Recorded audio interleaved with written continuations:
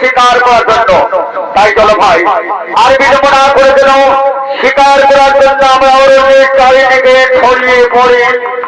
তুমি ঠিক বলেছো, তুমি ঠিক বলছো। কালকে তো ভাই শিকার করার জন্য চলো আমরা অরণ্যের চারিদিকে ছড়িয়ে পড়ি। আমরা শিকার করার জন্য অরণ্যের চারিদিকে ছড়িয়ে পড়ি।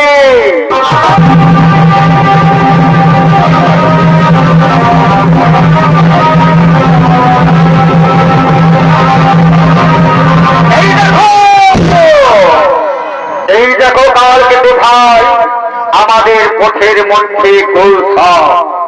তাই লোকে বলেছি না ভাই, যদি শুভ কাজের সময় কৌশল দেখা যায় তাহলে সেই শুভ কাজ শুভ হয় না, সে কাজ অশুভ হয়। আমাদের মনে হয় যে কাল কিন্তু ভাই আজ আমাদের আর শিকার মিলবে না ভাই, আজ আমাদের শিকার মিলবে না। হ্যাঁ তোমরা ঠিক বলেছ। যখন এই অশুভ পশুকে আমরা পেয়েছি পথের মধ্যে তখন একে তো আমি ছেড়ে দেব না। শোনো শিকারী ভাই, চলো একে ধরে নিয়ে যাবো আমাদের কুটিরে। আমাদের কুটির ধরে নিয়ে একে একে কেটে এর মাংস রান্না করে এর সাথে আমরা বেশ করে আজ মদ খাবো, হাজা খাবো, ফুর্তি করবো। হ্যাঁ চলো আর বিলম্ব না করে একে ধরে আমাদের কুটিরে।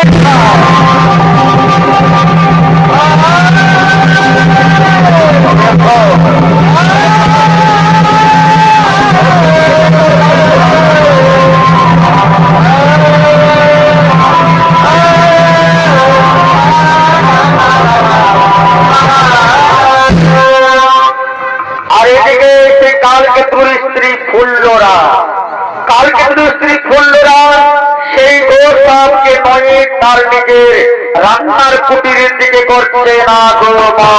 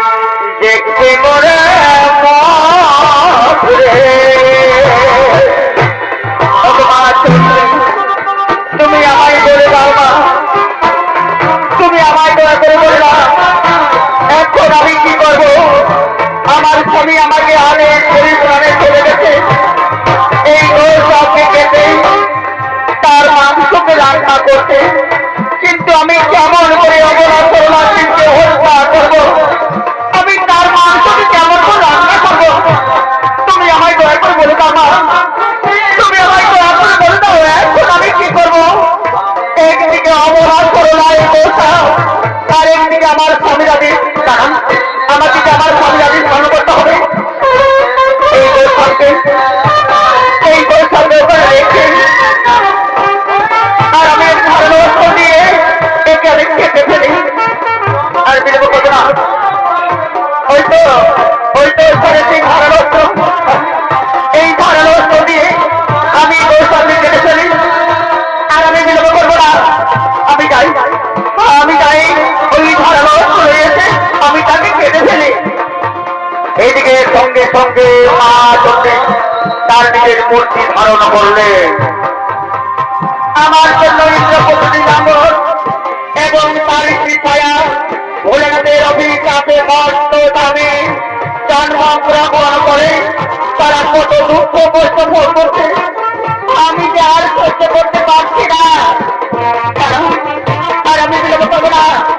এরপর আমি চন্দ্রী মা হস্ত প্রচার করে নীলাম্বর ছায়াকে সাপ মুক্ত করে আমি আমার স্বামীর ঘরে ফিরে যাব। আর আমি দেরি করবো না। এই বলতে ধারণ অস্ত্র, এই অস্ত্র দিয়ে আমি গোসাকে কেটে ফেলি। আমি গোসাকে কেটে ফেলি। দেখি আমার পুজোর চারিদিকে আলো আলোকিত শীতের নারীকে, এ নারী কোথা হইতে করেছে আগমন। আমার গোসাকে বা কোথায়? তোমার গোসাকে আমি খেয়ে ফেলেছি। হ্যাঁ, কি বলে তুমি খেয়ে ফেলেছ? তাহলে বলো তুমি কে? তোমার সত্যি বলতে দাও, তুমি কে? কেন এসেছো আমাদের কুটিরে? আমার ঘরকে কৈলাস করে ভাগ্যদোষে বাবা আমাকে দিয়ে দিয়েছে সতীরের ঘরে।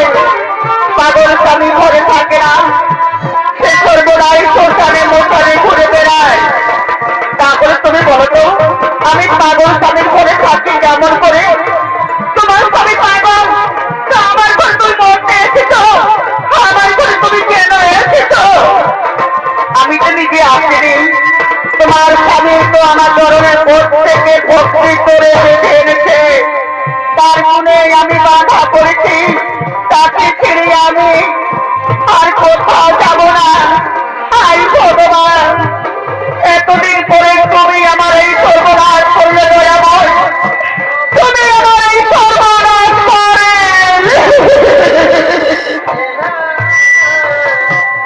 মা গো, মা চন্দ্রী, আমি যে সর্বদাই তোমাকে মা বলে ডেকে এসেছি, এই কি তার প্রতিদান মা? এই কি তার প্রতিদান?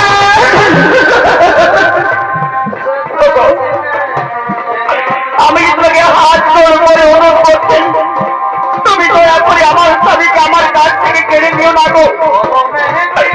তুমি আমার স্বামীকে আমার কাছ থেকে কেড়ে নিও না।